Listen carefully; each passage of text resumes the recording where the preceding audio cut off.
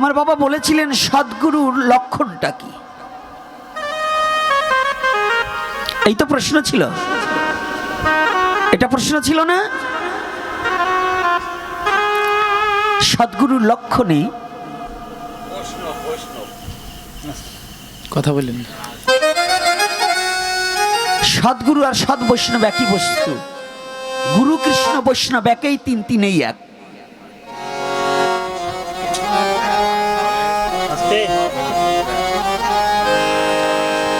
কথা বলেন। এই বৈষ্ণবের কৃপাটা কি?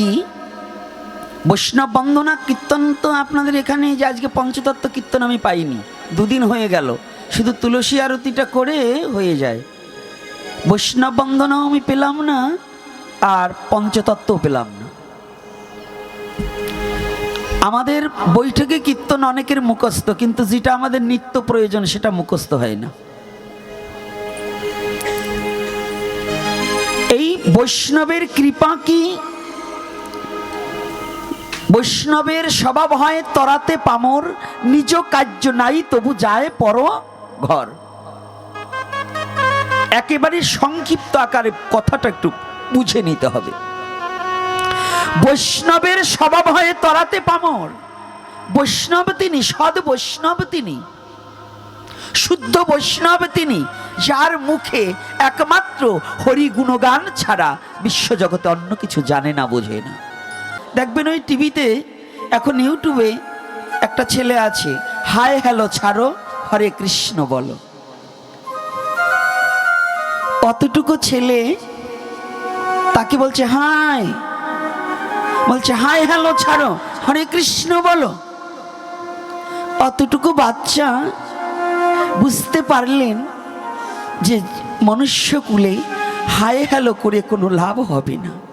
একমাত্র মনুষ্য জীবনের পাথে হচ্ছে একমাত্র মধুমাখা কৃষ্ণ নাম।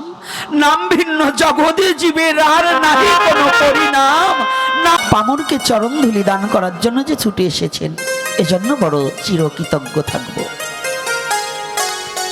কত পরিশ্রম করে পায়ে হেঁটেও আজ হরিকথা আস্বাদন করতে এসেছে। তাহলে এই হরিকথা শুনলে কি হবে গো জীবের? হরিকথা শুনলে কি হয়?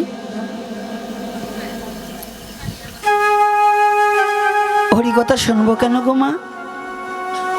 নিশ্চয় একটা কারণ আছে না? অন্ন খেলে পেট ভরে, হরিকথা শুনলে কি হয় গো? মন ভরে না। হরিকথা শুনলে জীবের জীবনের মুক্তি পাওয়া যায়।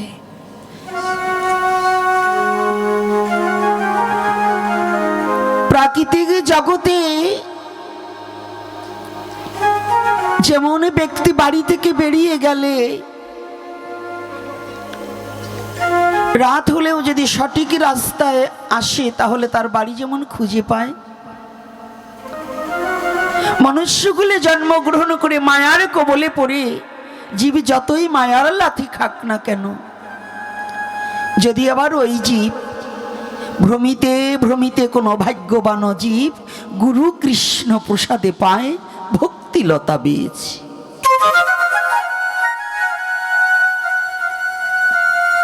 ভ্রমিতে ভ্রমিতে মানে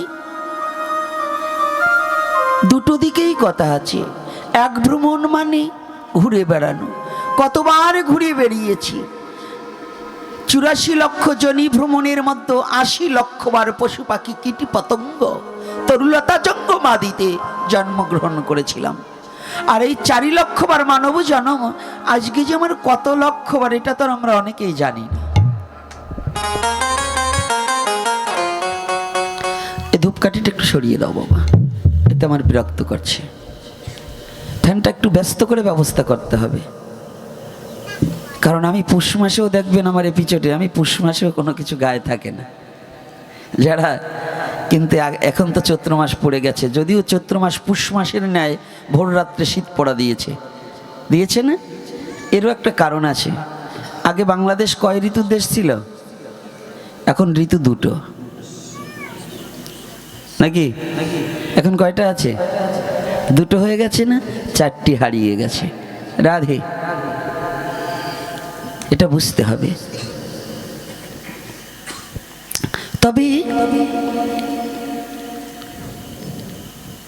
ভ্রমিতে ভ্রমিতে, ঘুরিতে ঘুরিতে, কতবার ঘুরিতে ঘুরিতে আমাদের আজ মনুষ্যকুলে জন্মগ্রহণ করেও মানুষের মধ্যেও সবাই কিন্তু ভগবত প্রেম উপলব্ধি করতে পারে না। একটা ব্যক্তি 120 বছর বয়স হয়ে গিয়েছে, একটা ব্যক্তি 120 বছর বয়স হয়েছে, তথাপিও গোবিন্দ নাম তার বদনে উচ্চারণ হয় না। আর একটা ব্যক্তি একজনের শিশু অবস্থায় 5 বছর বয়স, দেখবেন ওই টিভিতে এখন ইউটিউবে একটা ছেলে আছে, হাই হ্যালো ছাড়ো, হরে কৃষ্ণ বলো। অতটুকু ছেলে তাকে বলছে হাই হ্যালো ছাড়ো, হরে কৃষ্ণ বলো। অতটুকু বাচ্চা বুঝতে পারলেন যে মনুষ্যকুলে হাই হ্যালো করে কোনো লাভ হবে না। একমাত্র মনুষ্য জীবনের পাথেয় হচ্ছে একমাত্র মধুমাখা কৃষ্ণ নাম। নাম ভিন্ন জগতে জীবের আর নাহি কোনো পরিণাম, নাম ভিন্ন জগতে জীবের আর কোনো গতি নেই।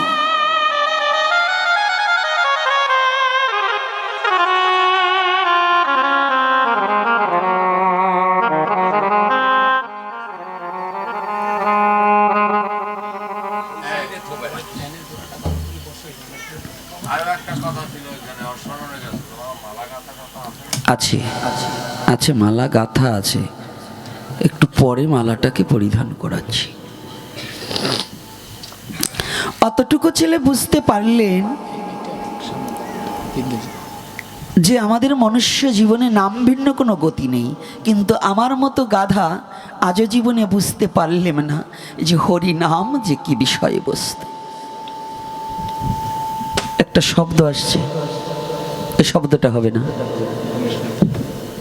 জয় শ্রী রাধে। তাহলে আমার আজও স্মৃতিপটে জাগ্রত হলো না যে আমার আজও কৃষ্ণ ভজন করতে হবে। আর অতটুকু বাচ্চা বুঝে গেলেন কৃষ্ণ ভজন করতে হবে। তাহলে এই যে শ্লোকখানা বললেন, ভ্রমিতে ভ্রমিতে কোনো ভাগ্যবান জীব গুরু কৃষ্ণ প্রসাদে পায় ভক্তিলতা বীজ। তাহলে আগে কি? গুরু, তারপরে কৃষ্ণ। তো গুরুর প্রতি যদি আত্মনির্ভরশীলতা না হয় তাহলে সেই ভক্তি বীজ অঙ্কুরিত হয় না। তো যাক, এ বিষয়ে কথা বলার আগে আজকে আমাকে প্রশ্ন করে রেখে গেছে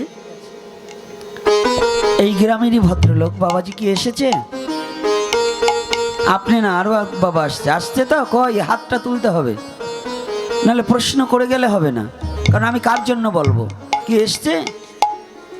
আচ্ছা, তা আপনি পিছনে কেন? প্রশ্নকর্তারা সামনে থাকতে হবে। আজকে বলছি না, আপনারা প্রশ্ন করেছেন, উত্তর হবে। যতটুকু আমি সব জানি তা নয়, কিন্তু যতটুকু জানি ততটুকু বলবো। আমি সব জানতা তো হয় না, বাবারও বাবা আছে। এদেশে অনেক জ্ঞানী লোক আছে, আমি কিচ্ছু জানি না, বাবারও বাবা আছে। তাহলে আমি কিছু জানি না, তবে আমার এই ক্ষুদ্র জ্ঞানের পরিধি দ্বারা যতটুকু জানি ততটুকুই বলবো। তাই জানার আগে, বলার আগে অতটুকু বাচ্চা হাই হ্যালো ছাড়ো, হরে কৃষ্ণ বলো। আজকে এখান থেকেই শুরু করব নাকি? রাধে রাধে শুরু করবো কি ওখান থেকে? এই তোমার সেই বন্ধুটা কই, যে তোমার সাথে টিউবওয়েল পাড়ে দেখলাম, সে কই? আসছে? কই গো, নাম কি জানো? প্রতীক কই? আসছে নাকি? তুমি পিছনে কেন বাবা, তুমি সামনে আসো। তোমাকে দেখে আমার খুব ভালো লাগছে, বুঝতে পারছো? কারণ গলায় তোমার একটা মালা দেখছি, তো যার গলায় কণ্ঠে তুলসীর মালা দেখি না, ওকে আমার খুব ভালো লাগে, ওকে ভালোবাসতে ইচ্ছা করে। জয় শ্রী রাধে। আর যদি মালা না থাকতো তাহলে এত জ্বালা বাঁধত না। জয় শ্রী রাধে রাধে। ওকে আমার খুব ভালো লেগেছে, গলায় কি সুন্দর একটা তুলসীর মালা নিয়েছে না। হ্যাঁ, ঘুঘু পাখি দেখেছেন না? হ্যাঁ, ঘুঘু পাখির কণ্ঠে কাঠি উঠলে পরে আরো সুন্দর লাগে না? হ্যাঁ, কি সুন্দর লাগে কি না? তাই যৌবন বয়সে যারা তুলসীর মালা নেয় না, ওদের একেবারে খুব ভালো লাগে দেখতে। আর যেগুলো জৈবন আর বুড়ো নয়, যেগুলো বয়স হয়ে গেলে তবু আজও হরিনামের মালা কণ্ঠে ধারণ করলো না, ওগুলোকে দেখতে ইচ্ছা করে না, আরো বকতে ইচ্ছা করে।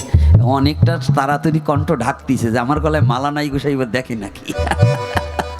জয় শ্রী রাধে রাধে। পরে কথা বলছি। আজকে সবাই রাধা মাধব কীর্তন করবো তো? হ্যাঁ, ভগবান কাদের কাদের হাত দিয়েছে, হাতগুলো একটু দেখতে পারি? রাধে রাধে। হাত দিয়েছে তো নামান। এই হাতটা কিসের জন্য দিয়েছে? পরের নাকে ঘুষি মারার জন্য? পরের বেগুন আলু পটল চুরি করার জন্য? হ্যাঁ, আবার কোন কোন পুরুষ ছেলের হাত দিয়েছে মনে হয় বউ পিটাবার জন্য। কথায় কথায় বউ পিটায়, আছে না এরকম? ভালো মন্দ কিছু বোঝে না, খালি বউ পিটাতে পারলেই বুঝি ভাবে যে আমি একেবারে খুব পুরুষ হয়ে গেছি।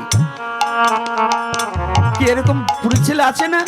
মানে উনি খুব বাহাদুরি দেখায়, বউ পিটাইয়ে খুব বাহাদুরি দেখায় যে আমি খুব বড় পুরুষ। কিন্তু বউ পিটালে পুরুষ হওয়া যায় না, আগে চরিত্র পরিবর্তন করতে হয়, তবে যদি তুমি পুরুষ হতে পারো। তোমার পৌরসত্বকে চিনতে হবে, তোমার পৌরসত্বকে ধরে রাখতে হবে, তবে যদি তুমি পুরুষ হতে পারো, না হলে তুমি কাপুরুষ। বউ পিটালে কাপুরুষও হয়, শুধু পুরুষ হয় না। রাধে রাধে। আজ ভগবানে করুণা করিয়া যাদের দুখানা হস্ত দিয়েছে, যাদের ভগবান সুন্দর একখানা বদনে দিয়েছে,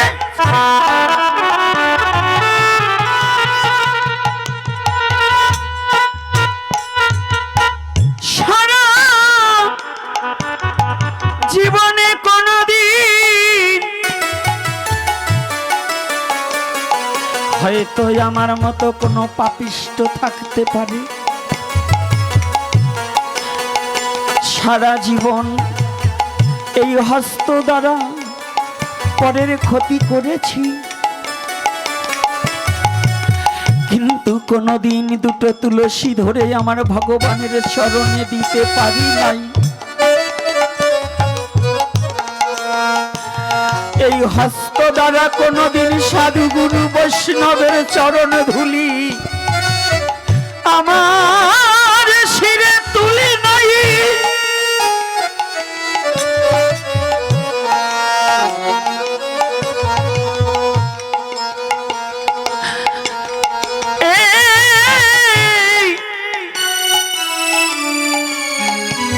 সুন্দর দুটি নয়নে দিয়েছে ভগবান, এই নয়নে প্রাকৃতিক জগতের কত কামাতুর রূপখানা দর্শন করেছি, কিন্তু এই নয়নে কোনদিন গুরু গোবিন্দর বদন দর্শন করি নাই।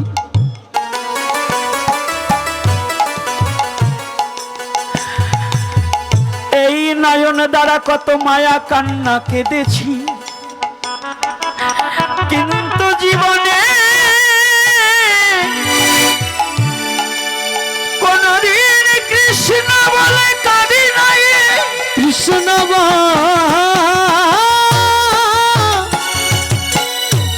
বলে কাঁদি না,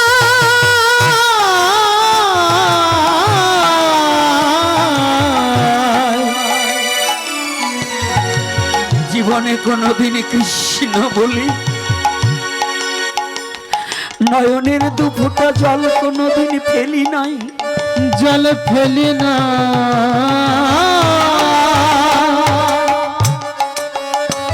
সারা জীবন পরকে নিয়ে ঘর করেছি, আমার আপন জনকে কোনদিন আমি চিনতে পারি নাই।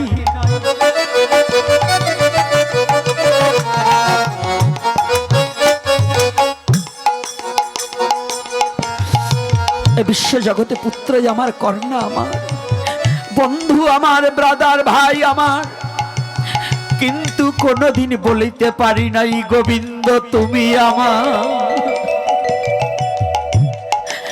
জীবনে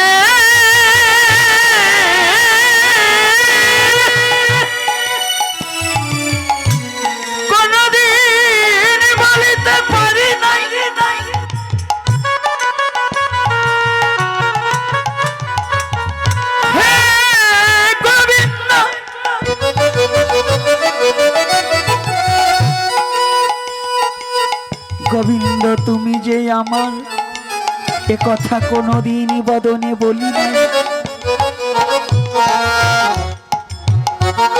তাহলে আমার গতি কি বা হবে? না জানি আমি জীবনে কোনোদিন অপথে সারা জীবন হেঁটেছি, কিন্তু পথে হাঁটিনি। কোন পথ? যে পথে গেলে পরে সাধু গুরু বৈষ্ণবের দেখা পাওয়া যায়,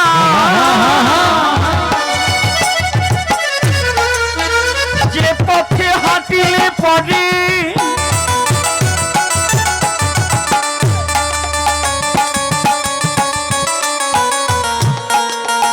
পথে হাঁটিলে পরে মানব জীবন ধন্য হবে, সে পথে কোনদিন হাঁটি নাই।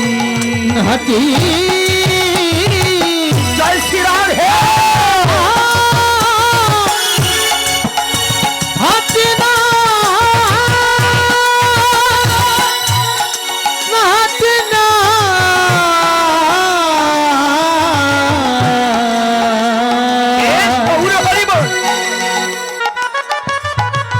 আজ যখন একটু সময় পেয়েছি, প্রাণ ভরে গোবিন্দকে ডাকিয়া লইব, এই মনের দুয়ার খুলে দিয়ে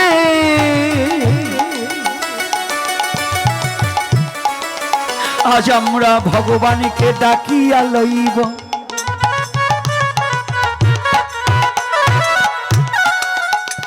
সেই গোলকে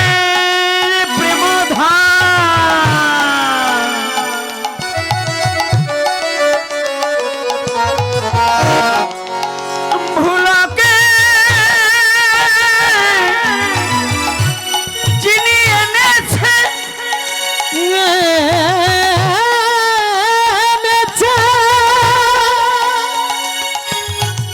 প্রাণ ভরে,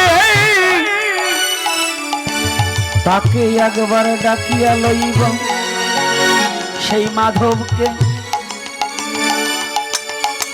সেই প্রাণপতিকে, যে জগতির গতি প্রাণপতি ভগবান কৃষ্ণকে আজ একটিবার সবাই মিলে ডাকিয়া লইব। নাকি ডাকবো তো? যাদের হাত আছে তারা করতালি দেবে, যাদের বদন আছে, বদন আছে তো? এই আমাদের বদন আছে, মুখ আছে, তাহলে মুখ থাকলে কীর্তন করব। আজকে যারা কীর্তন করবে না, আজকে যে কি অভিশাপ দেব আমার মনে মনে আছে, তাই তো? আজকে কিন্তু অভিশাপ দেব, দেব তো? হ্যাঁ, কেন? ও অভিশাপ দেওয়া যাবে না? আমি আজকে জম্মের অভিশাপ দেব, না বললেও আজকে ছাড়বো না, অভিশাপ দিয়েই দেব। ভাবছে কি অভিশাপ দেব না? সব অভিশাপ কি একরকম? রাধে রাধে। কোন কোন কান্নায় কাঁদিলেও আনন্দ পাওয়া যায়, রাধে রাধে। হ্যাঁ, কোন কোন ব্যক্তির হাসিলেও দুঃখ বাড়ে, আর কোন কোন ব্যক্তি কাঁদিলেও আনন্দ হয়। আমার গৌর কৃষ্ণ বলে কেঁদেছিল, জগৎ জীবের আনন্দ হলো। কৃষ্ণ বলে কাঁদিলেও কি হয়? আনন্দ হয়। কৃষ্ণ বলে কাঁদিলেও আনন্দ হয়। কিরে বাবা তুমি দূরে কেন? কি ওই মোবাইলে? হ্যাঁ, ওইটার মালিক কি তুমি? ওরে বাবা রে। যাক, আজকে সবাই মিলে কীর্তন করবে। আর ওই যে কয়টা এসে দূরে দাঁড়ায় রয়েছে, ওরা সামনে আসে না। কি হয়েছে? হরিকথায় আসে দূরে দাঁড়াই থাকলে বসবো, চাপা প্যান্ট পরে এসেছি, বসতে কষ্ট হয়, তাই আসে না। যাক, সবাই আজকে যাদের হাত আছে তারা করতালি দেব, আর যারা বদন আছে তারা কি করব? কীর্তন করবো, তাই তো? আর যাদের বদন নাই তাদের করতে হবে না। তাই আজকে দেখবো বদন আছে কাদের কাদের। হ্যাঁ, রাধে রাধে। জয় রাধা মাধব জয় কুঞ্জ বিহারী।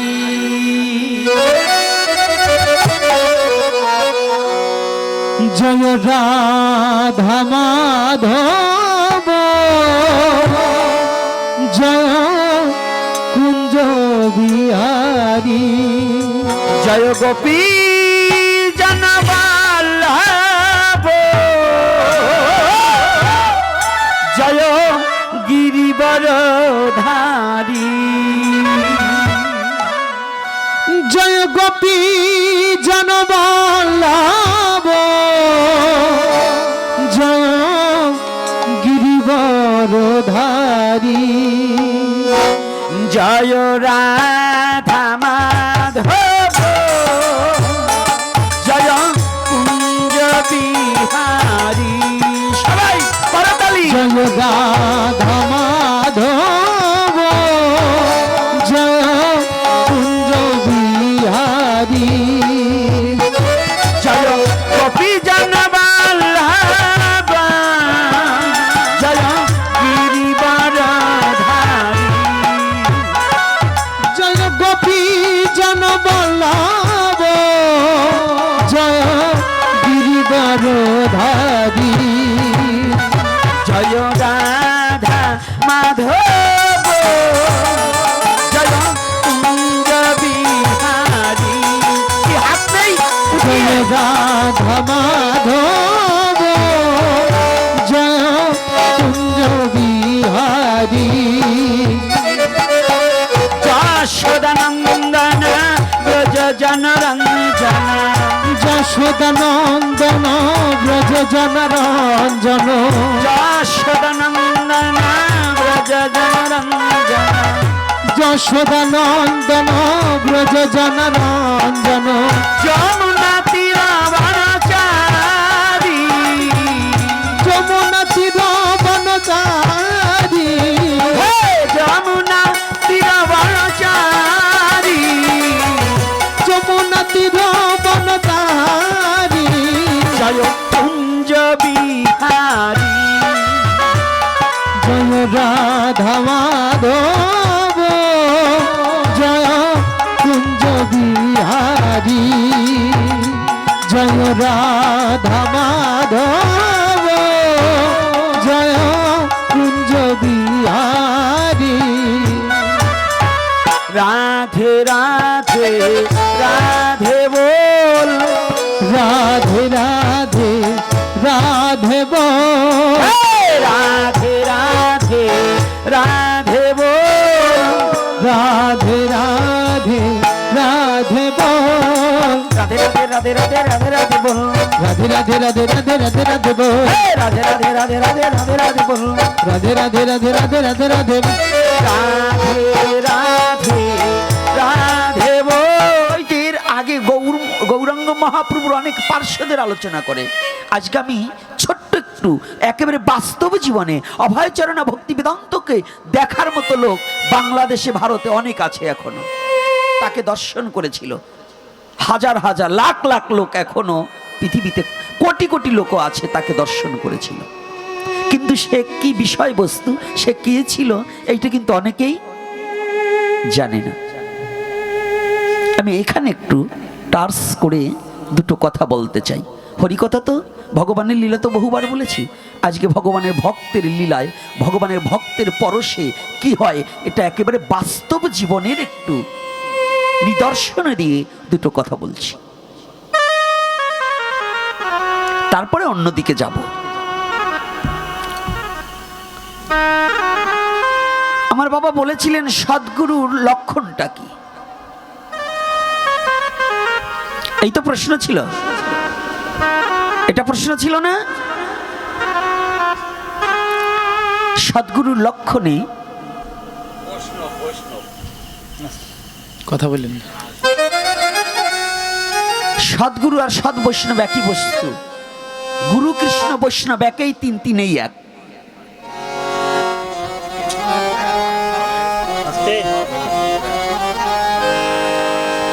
কথা বলেন। এই বৈষ্ণবের কৃপাটা কি বৈষ্ণব বন্দনা কীর্তন তো আপনাদের এখানে, যে আজকে পঞ্চতত্ত্ব কীর্তন আমি পাইনি, দুদিন হয়ে গেল, শুধু তুলসী আরতিটা করে হয়ে যায়। বৈষ্ণব বন্দনাও আমি পেলাম না, আর পঞ্চতত্ত্বও পেলাম না। আমাদের বৈঠকে কীর্তন অনেকের মুখস্থ, কিন্তু যেটা আমাদের নিত্য প্রয়োজন সেটা মুখস্থ হয় না। এই বৈষ্ণবের কৃপা কি? বৈষ্ণবের স্বভাব হয় তরাতে পামর, নিজ কার্য নাই তবু যায় পর ঘর। একেবারে সংক্ষিপ্ত আকারে কথাটা একটু বুঝে নিতে হবে। বৈষ্ণবের স্বভাব হয় তরাতে পামর। বৈষ্ণব তিনি, সদ বৈষ্ণব তিনি, শুদ্ধ বৈষ্ণব তিনি, যার মুখে একমাত্র হরি গুণগান ছাড়া বিশ্বজগতে অন্য কিছু জানে না, বোঝে না, পরের অনিষ্ট করে না, পরের ক্ষতি সাধন করে না। লালসা পরিবর্তন করিয়াছে, পরিবর্জন করিয়াছে, যা ইচ্ছা তাই খায় না, যে ইচ্ছা সেই ইচ্ছায় চলে না, কৃষ্ণ ইচ্ছায় চলে। আজকাল আমাদের বৈষ্ণবরা, আমরা শুদ্ধ বৈষ্ণব হয়েছি আমরা বলি, কিন্তু লালসাটাকে পরিত্যাগ করতে পারিনি। প্রসাদের স্বাদ একটু কমলে কয়ে এ কি রাঁধছে, এ কি খাওয়া যায় নাকি? এই জিহ্বার লালসাটাকে পরিবর্জন করতে হবে শুদ্ধ বৈষ্ণবের। শুদ্ধ বৈষ্ণবের এই লালসাটাকে পরিবর্জন করতে হবে। এই অভয়চরণ ভক্তি বেদান্তর কথাটা বলবো, কিন্তু এটা আপনাদের স্মরণে রাখবেন, আমি এই কথাটা বলবো, কিন্তু এই কথাটা প্রসেসিংয়ে আসুক তারপরে বলছি। এই লালসাটাকে বর্জন করতে হবে কেমন করে জানেন? আমাদের 8 জন গোস্বামী। গোস্বামী কয়জন? কয়জন নাম বলতে পারবেন? 8 জনের। 6 জনের নাম বলতে পারবেন, 8 জনের নাম অনেকেই জানে না। শ্রীরূপ সনাতন ভট্ট রঘুনাথ, শ্রীজীব গোপাল ভট্ট দাস রঘুনাথ, এই কয়জন হচ্ছে? 6 জন। কিন্তু আরো 2 জন আছে এনাদের আগে, এনারা তখন বৃন্দাবনে যাননি, এনাদের আগে বৃন্দাবনে গেছে 2 জন। এক হচ্ছে নরোত্তম দাস ঠাকুর মহাশয়ের গুরুদেব লোকনাথ গোস্বামী, আর দ্বিতীয়ত হচ্ছে ভূগর্ভ গোস্বামী। ভূগর্ভ গোস্বামী এবং লোকনাথ গোস্বামী। এই লোকনাথ বাবা না, কিন্তু লোকনাথ ব্রহ্মচারী আলাদা আর লোকনাথ গোস্বামী আলাদা। লোকনাথ গোস্বামী যখন পৃথিবীতে আসছে তখন লোকনাথ ব্রহ্মচারীর জন্ম হয়নি। কথাটা বোঝা গেছে? বাবা লোকনাথ ব্রহ্মচারীর অনেক আগের কথা। কথাটা ভালো করে জানবেন। এই লোকনাথ ছিলেন মহাপ্রভুর পার্ষদ, কি তাই তো? মহাপ্রভুর যাকে নেওয়ার জন্য এই লোকনাথের জন্মস্থান ছিলেন, এখন পড়ছে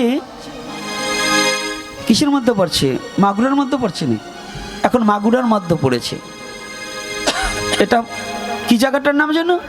তালকড়ি। কতটা খেয়াল করবেন, তালকড়িতে মহাপ্রভু এই বাংলার মাটিতে এসেছিলেন। আমাদের জন্মধন্য যে মহাপ্রভু বাঙালির ঘরে জন্মগ্রহণ করেছিলেন, যে মহাপ্রভু বাঙালিকে টেনে নেওয়ার জন্য, প্রেম প্রচার করার জন্য সুদূর মাগুরা থেকে বৃন্দাবনে সর্বপ্রথম পাঠিয়েছিলেন, তিনি হচ্ছে লোকনাথ গোস্বামী। মহাপ্রভুর নির্দেশে লোকনাথ গোস্বামী সর্বপ্রথম বৃন্দাবনে যায়। এই 8 জন গোস্বামীর মধ্যে সিদ্ধান্তবাদের মধ্যে কঠিন সিদ্ধান্তবাদ প্রণেতা ছিলেন জীব গোস্বামী। আর মহাপ্রভুর সাথে বারংবার কথোপকথন করেছেন সনাতন গোস্বামী। কোন গোস্বামী? কথাগুলো আজকে, এই কথাগুলো কিন্তু ভালো করে বুঝতে হবে এবং জানতে হবে। ঘুমালে কিন্তু আজকে কাজ হবে না। আজকে ঘুম বন্ধ করে আজকে একটু কথা শুনুন। হ্যাঁ, 2টা পর্যন্ত। আপনি পারলেও আমি পারবো না, বুঝেন নাই? তো এইবার সনাতন গোস্বামীর ভজন টিলা কিন্তু আজও বৃন্দাবনের গায়ে আছে। তো লালসাটা বর্জন কেমন একটু ভাববেন। সনাতন গোস্বামী তৎকালীন সময় বৃন্দাবনের খুব দুরবস্থা। বৃন্দাবনে এত সাধু ছিল না, এত খাওয়া দাওয়া ছিল না। এখন যত খাওয়া দাওয়ার আড়ম্বরম, এত আড়ম্বরম তখন ছিল না। ব্যস্ত করে দিতে হবে।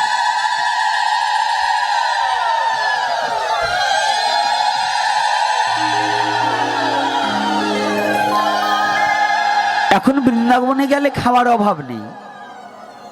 তখনই কিন্তু রাধারানীর করুণাভিন্ন খাবার এত সহজে পাওয়া যেত না। এই গুপ্ত তীর্থকে, লুপ্ত তীর্থকে পুনরুদ্ধারের জন্য এই মহাপ্রভুর নির্দেশিকায় ষড়গোস্বামী না অষ্টগোস্বামী বৃন্দাবন আগে পাঠালেন। যখনই সনাতন গোস্বামী ভজন করে, তার আহারটা কি জানেন? ওই অদূরে ভিক্ষা করে করে যে একটু চুনা পায়, চুনা বুঝেন? আটা, আটা ওই যমুনার জল দিয়ে একটু ছেনে কটা কাঠ জোগাড় করে একটু আগুন ধরিয়ে দিয়ে লবণ ছাড়া ওই আটাগুলো বেলার মতো বেলনা এবং ফিরিনি হাতে থাবড়িয়ে থাবড়িয়ে একটু বড় করে ওই কাঠের উপর ওই শুকনো ছেকে ছেকে পোড়াই পোড়াই ওটাই আমার মদন গোপালকে ভোগ লাগিয়ে একটু প্রসাদ পায়। সাথে কি দেয়? হেঁটে হেঁটে বৃন্দাবনের দূরে গিয়ে হেঁটে হেঁটে বুনো কচু শাক কেটে আনে। বুনো কচু শাক, কচুর ডগাগুলো কেটে এনে মাটির একটা পাত্রে কোনো মতে সিদ্ধ করে, যাতে কোনো লবণও দেয়নি, ওই লবণ ছাড়া একটু কচু শাক আর ওই পোড়া দুখানা রুটি ভগবানকে নিবেদন করে মনের আনন্দে দুটি চোখের জল ছেড়ে দিয়ে বলে, মাধব তুমি কৃপা করে গ্রহণ করো, তুমি গ্রহণ করে আমাকে জীবন রক্ষা করবার নিমিত্তে একটু প্রসাদ দাও।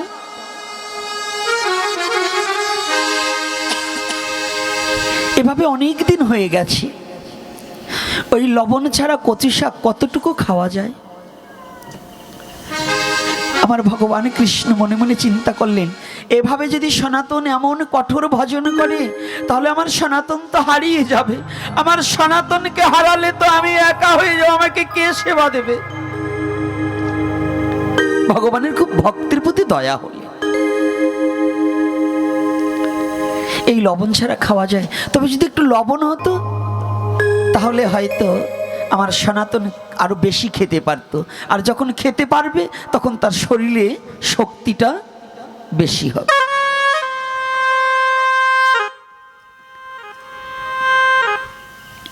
একদিন সনাতন ভগবানকে শয়ন দিয়ে শুয়ে আছে। যাকে যোগী পায় না যোগ সাধনী, ব্রহ্মা পায় না ব্রহ্মজ্ঞানী, সেই ভগবান এসে সনাতনকে ডেকে বলছে, সনাতন, ও সনাতন বাবা, জানো তুমি আমাকে লবণ ছাড়া কচু শাক দাও, আমার খেতে না বড় কষ্ট হয়। তুমি যদি আমাকে একটু লবণ দিয়ে সিদ্ধ করে দিতে, আমি একটু প্রাণে ভরে তোমার হাতে সেবা করতে।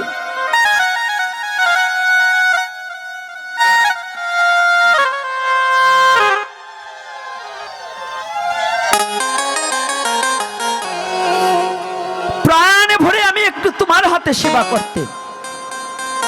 সনাতন চুমুকে উঠেছে, কি কে গো? ও, তোমার আবার লবণ দিয়ে খেতে ইচ্ছা করছে?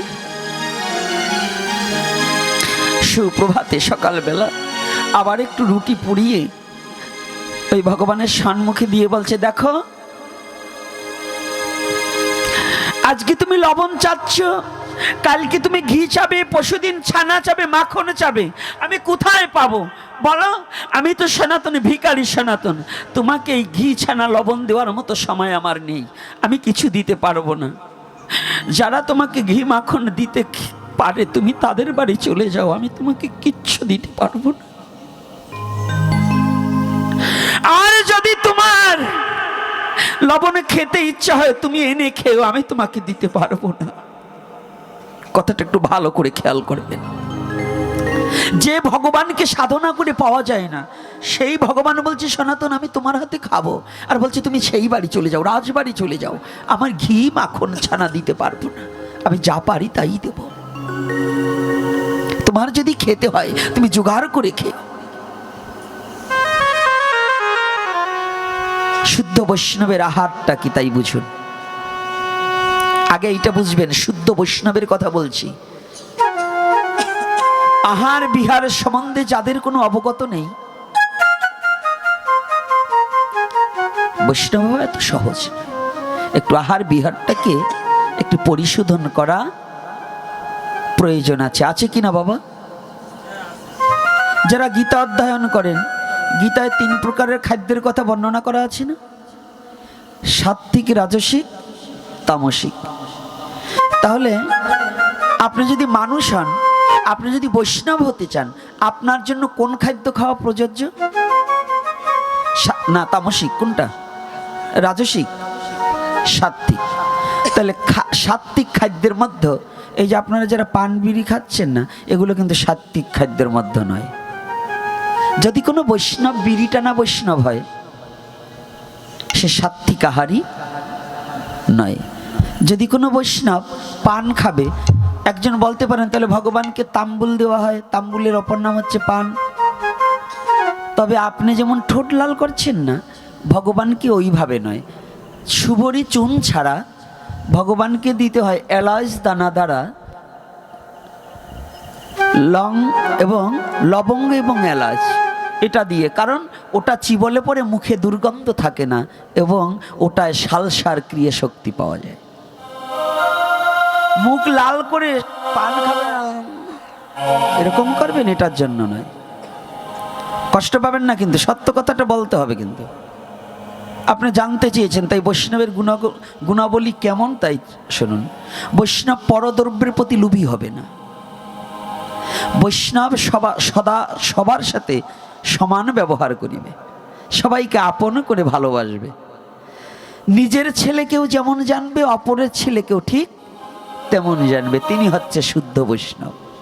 যে বৈষ্ণব মান অভিমান পরিত্যাগ করে কণ্ঠে তুলসীর মালা ধারণ করতে হবে, ললাটে উদ্ধপিণ্ড তিলক থাকতে হবে এবং বিশ্ব জগৎকে ভালোবেসে বক্ষে জড়িয়ে ধরার মতো যোগ্যতা থাকতে হবে, তিনি বৈষ্ণব। না হলে ওগুলো সাজা বৈষ্ণব, আমার মতো প্রকৃত বৈষ্ণব নয়। আমি যেমন সেজেছি, আমি কিন্তু বৈষ্ণব নয়। আর যদি বৈষ্ণব হতে পারতাম, আপনাদের এত বকাবকি করতাম? আমি বৈষ্ণব হতে পারিনি, এই বিধায় তো আপনাদের অন্তরে খুব আঘাত দেই, মাঝে মাঝে চিৎকার করে কথা বলি, আপনারা কত কষ্ট পান। এটা কেন? এটা আমি বৈষ্ণব হতে পারিনি তাই।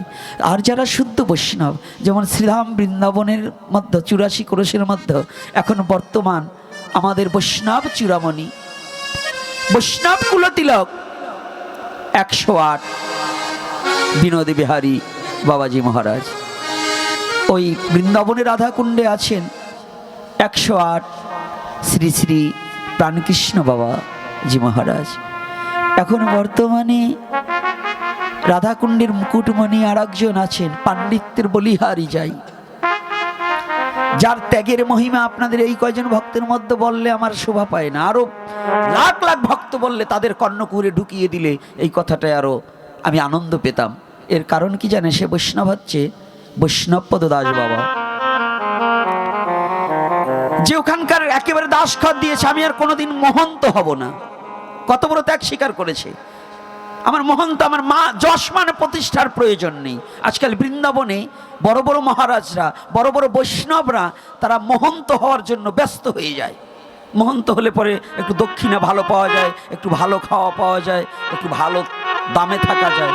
আর এই বৈষ্ণবপদ দাস বাবা তিনি লিখিত দিলেন, আমি কোনোদিন এই বৃন্দাবনে, এই রাধাকুণ্ডে মহন্ত হব না।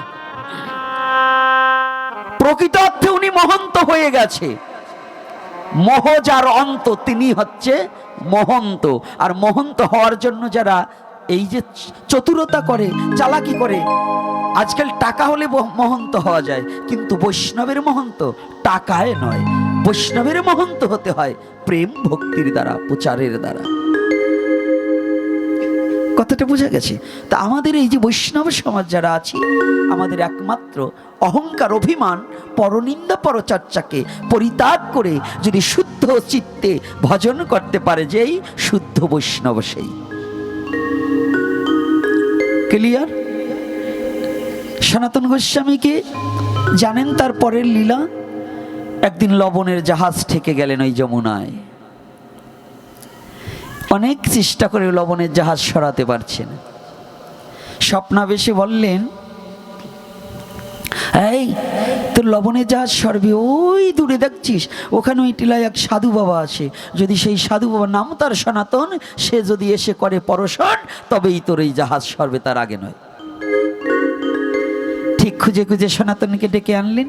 সনাতন এসে যখনই জাহাজে উঠেছে, তার চরণ ধুলি যখনই পড়েছে, আপনি জাহাজ চড়া থেকে নেমে গিয়েছে। তখন ওই জাহাজের লবণের মালিক বুঝলেন এই সাধু তো সাধারণ নয়। বললেন, এ কি? বলছে, আজ হতে আমি বলছি তোমার এই মন্দিরও করে দেবো, এবং এই লবণ যতদিন লাগবে আমি দেব তোমার সেবায়। সেই হতে কিন্তু এই যে সনাতন টিলা কিন্তু আজও আছে। বৃন্দাবনে যারা গিয়েছেন, পঞ্চক্রোশী পরিক্রমার সময় কিন্তু সনাতন টিলা বাজে উঁচুতে, উপরে যে টিলাটা যেখানে সনাতন গোস্বামী ভজন করতেন সেখানে। তাহলে বুঝতে পেরেছেন ভগবান বৈষ্ণবের পদধূলিতে, বৈষ্ণবের কৃপায় কি, আর বৈষ্ণবের লালসাটা কতটুকু বোঝা যাচ্ছে তো? রাধে রাধে নাকি? বোঝা যাচ্ছে? কথা বলতে হবে। তো এইবার দেখুন না, আমি প্রভু নয়, প্রভু বলা যাবে না। ভগবানের অংশবিহীন কাউকে প্রভু বলা যাবে না। আজকাল তো প্রভু ভাষা তার ট্রেডিশন হয়ে গেছে। প্রভু বললে আমার একটু ভালো লাগে, আরাম লাগে, ওই প্রভুটার বউ আমার পছন্দ না। প্রভু একমাত্র কলির যুগে প্রভু হচ্ছে ওই পাঁচজন। কে কে? গৌরাঙ্গ মহাপ্রভু, নিত্যানন্দ প্রভু, অদ্বৈতী প্রভু, গদাধর প্রভু আর শ্রীবাস প্রভু, এই পাঁচজনই প্রভু। আর আজকাল তো আমাকে ঘরে ঘরে প্রভুর অভাব নাই। আজকাল দেখি স্ত্রী স্বামীকে কয়, প্রভু এদিকে আসুন। তো তুমি যদি প্রভু বলো তাকে, তুমি কি, তাই তোমার মধ্যে যদি আবার কামের উত্তেজনা থাকে, তো এবার প্রভু ভাবলা কেমনে? রাধে রাধে, একটু চিকন। তো এই জন্য আমাকে কোনো সময় প্রভু বলবেন না। আমি প্রভুর চরণের দাসের অনুদাসও হতে পারিনি। এগুলো একটু বুঝবেন, প্রত্যেকটা জিনিস ফলো করবেন। প্রেম ভক্তির গুরু মহারাজ নরোত্তম দাস ঠাকুর মহাশয় বললেন, শ্রীকৃষ্ণ চৈতন্য প্রভুর দাসের অনুদাস, সেবা অভিলাষ মাগে নরোত্তম দাস। নরোত্তম দাসের মতো ব্যক্তি, তিনি দাস টাইটেল দিলেন, আর আমি গোপীনাথ প্রভু। কিসের আবার প্রভু? আমি কৃষ্ণ ভক্তের বাড়ির কুকুর হওয়ার যোগ্যতাও আমার নেই। একজন শুদ্ধ কৃষ্ণ ভক্তের বাড়ির কুকুর হওয়ার যে যোগ্যতা প্রয়োজন, সেটাও আমার মধ্যে নেই। এজন্য আমি কোনো প্রভু টরব না। আজকে যেখানে বলছি বৈষ্ণবের পরশনে কি হয়, গুরু কৃপায় কি হয়, এই অভাচরণ ভক্তি বেদান্ত প্রভুপাদ যিনি বাংলার নয়, সারা সনাতন ধর্মের গর্ব তিনি। যদি বলেন আপনি বাবাজি হয়ে ইস্কনের কথা বলছেন, ইস্কন কি আলাদা কোনো ধর্ম নাকি? ইস্কন কি আলাদা কোনো ধর্ম? একটা সংগঠনের নাম। ইস্কন আমার সনাতন ধর্ম, গৌরীয় মঠ আমার সনাতন ধর্ম, ওই শিব মন্ত্রে যারা দীক্ষিত তারাও আমার সনাতন ধর্ম, বর্তমান মতুয়া যারা তারাও আমার সনাতন ধর্ম। তবে কিছু কিছু মতুয়া না ইদানিং তারা দাবি করে মতুয়া ধর্ম আলাদা করতে হবে। ওই যারা বলে যে মতুয়া ধর্ম আলাদা করতে হবে, ওগুলো কেন কয়দিন পরে বাবার নামও পাল্টাই দিতে পারে। আমি প্রকৃত মতুয়া যারা, প্রকৃত আমার ঠাকুর হরিচাঁদ গুরুচাঁদের আদর্শ নিয়ে যারা আছে, তারা কোনোদিন এ কথা বলবে না, তারা কোনোদিন বলবে না। কারণ গুরুচাঁদ ঠাকুর এমন শিক্ষা দেয়নি। গুরুচাঁদ ঠাকুরের আদর্শটা বড় কঠিন আদর্শ, এটা অনেকে জানে না। তা আজকে এই অভাচরণ ভক্তি বেদান্ত প্রভুপাদ যিনি, ইনি পরম বৈষ্ণব সদ্গুরু যিনি।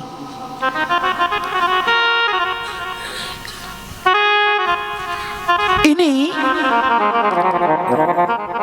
গুরু কৃপায় ভক্তি সিদ্ধান্ত সরস্বতী ঠাকুরের কৃপা নির্দেশে প্রাচ্য দেশে যখন ধর্ম প্রচারের জন্য গেলেন, তিনি কিন্তু বয়স্ক লোক, তখন আর এই আমার মতো আপনার মতো ইয়াং নয়, এই যে ছেলে পেলে না এরকম না, একটু বয়স হয়ে গেছে। উনি কিন্তু সংসারও করেছিলেন, ওনার কিন্তু ছেলেও আছে, এখনো বেঁচে আছে, ওনার ঔরাজ্যাতক সন্তান বেঁচে আছে। কিন্তু উনি যতদিন ছিলেন ছেলেদের জন্য কিচ্ছু করে যায়নি। উনি কত বড় ত্যাগী পুরুষ একটু ভাবুন। এখন ইদানিং উনি গত হয়ে যাওয়ার পরে ইস্কনের ভক্তরা ছেলেকে সম্বর্ধনা জানিয়ে টেনে এনেছে, কিন্তু এতকাল পর্যন্ত ওনার যে ছেলে আছে উনি কারো কাছে ব্যক্তই করেনি যে আমার ছেলে আছে। কত বড় ত্যাগী! উনি যদি ইচ্ছা করতো ছেলেকে 20 তলা বিল্ডিং করে দিয়ে যেতে পারত, কিন্তু সেটা না করে দিয়ে উনি এমন একটা প্ল্যাটফর্ম তৈরি করে দিয়েছে যে কোটি কোটি নয়, পৃথিবীর সমস্ত জীব যদি ভগবানের চরণে আশ্রিত হয় তাতে কোনোদিন জীবের কোনো অভাব থাকবে না। উনি এমন একটা প্ল্যাটফর্ম তৈরি করে দিয়েছে।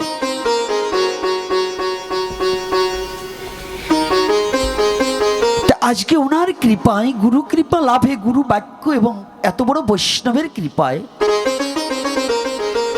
প্রাচ্য দেশের এই অভয় চরণা ভক্তি বেদান্ত প্রভুপাদের কৃপায় তার মুখোন্মোচিত বাণীতে লাখ লাখ খ্রিস্টান ধর্ম অবলম্বনকারীরা সনাতন ধর্ম অবলম্বন করেছে। কত লক্ষ তা আমার জানার বাইরে, আমি জানি না। যেটা না জানি আছে গল্প দিয়ে তো লাভ হবে না। আমি যদি গল্প দিই তাহলে মিথ্যা হয়ে যাবে না। আমি এটা বললাম, আপনারা দেখলেন আজকাল নেট সার্চ দিয়ে দেখলেন ওটা নেই, তাহলে আমাকে কি ভাববেন? চোর ভাববেন না? তাহলে লাখ লাখ খ্রিস্টান ধর্ম অবলম্বনকারীকে সনাতন ধর্মে ব্রতী নিয়েছে।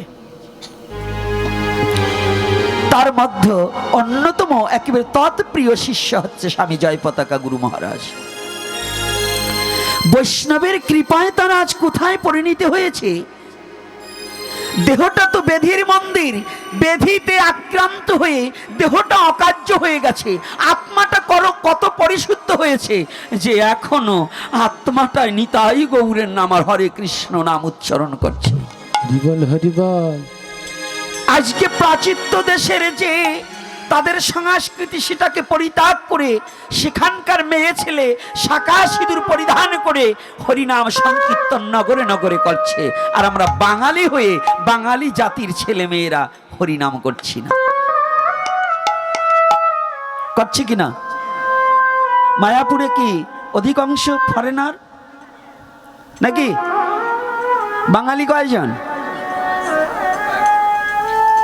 আচ্ছা, বাঙালিদের লজ্জা বেশি। আজকে এখানে আসছেন না, এই বাঙালি মায়েদের একটু হরিনাম করতে বলবো, করবে না। বাঙালি বাবাদের হরিনাম করতে বলবো, করবে না। কিন্তু তারা অন্য ধর্মের হয়েও তারা নিতাই গৌরকে যা চিনে নিল, আমার ঘরের সন্তানকে আমি তা চিনে নিতে পারিনি। পেরেছি? পেরেছি কি? রাধে রাধে। পারিনি। কি করে পারবো? আমার খুব কষ্ট লেগেছে। আজকে যদি অভয়চরণা ভক্তি বেদান্ত প্রভুপাদের পরশে যদি একটা খ্রিস্টান ধর্মের ছেলে এসে সারা বিশ্বটাকে হরিনাম দিয়ে মাতিয়ে দিল, আর তাহলে এটা কিসের গুণে? শুদ্ধতার গুণে, সততার গুণে, প্রেমের গুণে, দয়ার গুণে, ভালোবাসার গুণে। আর আমার ঘরের সন্তান, আমার জাতিকে আমরা পারছি না। কি করে পারবো গো? এই যে সনাতনী জাতি, এই গ্রামের লোক আছেন তো? রাধে রাধে। আমি আজকে সন্ধ্যার সময় হাঁটতে গিয়েছিলাম, আপনাদের কীর্তন হয় মন্দিরের তো একটু আগিয়েছি, কীর্তন খোলাটাও দর্শন করলাম। এই আপনাদের সত্য কথা বলবেন, এই দুই পাড়া মিলে কতগুলো হিন্দু আছেন? কত ঘর?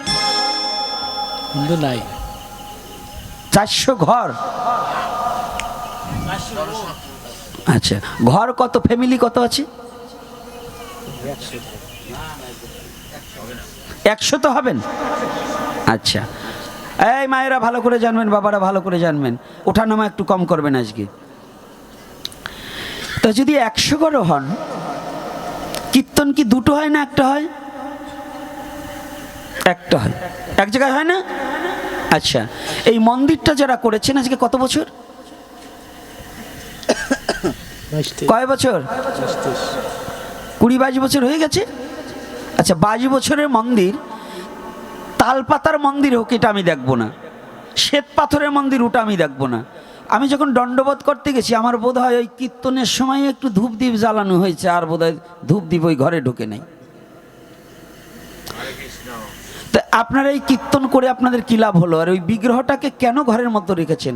আপনাকে যদি ঘরের মধ্যে রেখে দিয়ে তালা মেরে দিয়ে সারা বছর অন্তে একবার খেতে দেয়, আপনাকে অস্তিত্ব খুঁজে পাওয়া যাবে?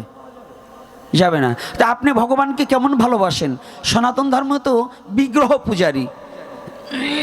তা আপনার বিগ্রহ ওখানে বসে না খেয়ে ঘুমাচ্ছে, কষ্ট পাচ্ছে, গায়ে পোকামাকড় পড়ে যাচ্ছে, আর আপনি নাকে সর্ষের তেল দিয়ে ঘুমাচ্ছেন, আর আমি কীর্তন কমিটির সভাপতি, আমি সেক্রেটারি, আমি এইটা দান করছি, মোস্তাওয়াচ্ছেন। আপনাদের মোস্তাওয়ানে লাভ হবে কি? কি লাভ হবে? যে মন্দিরে ধূপদীপ পড়ছে না, যে মন্দিরে ভগবানের বিগ্রহে একটা তুলসী দেওয়া হচ্ছে না, তা আপনাদের এই মন্দির করতে বলছে কে? এগুলো করছেন কেন? ধর্ম নিয়ে কেন এই শয়তানি বজ্জাতি আমাদের চলছে?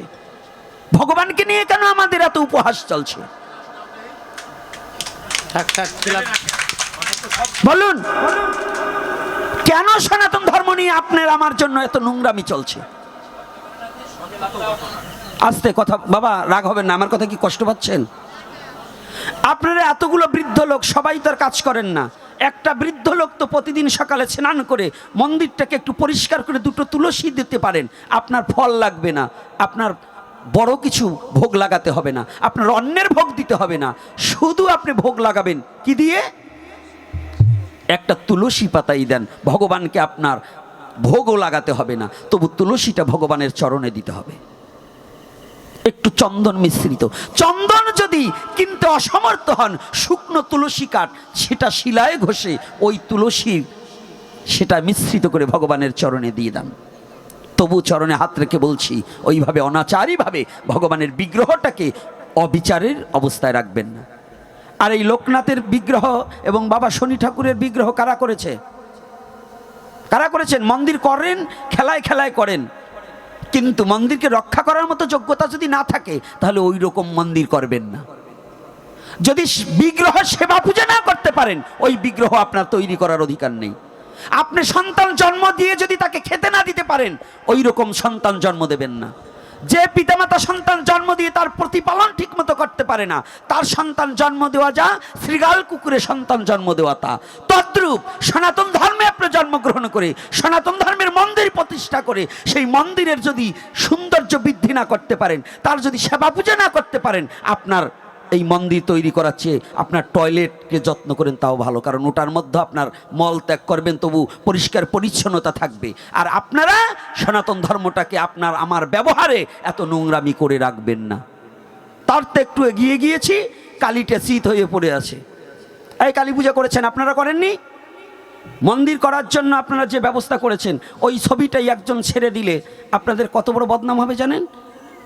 ভিন ধর্মী, অন্য ধর্মীয়, অহিন্দুরা যারা, তারা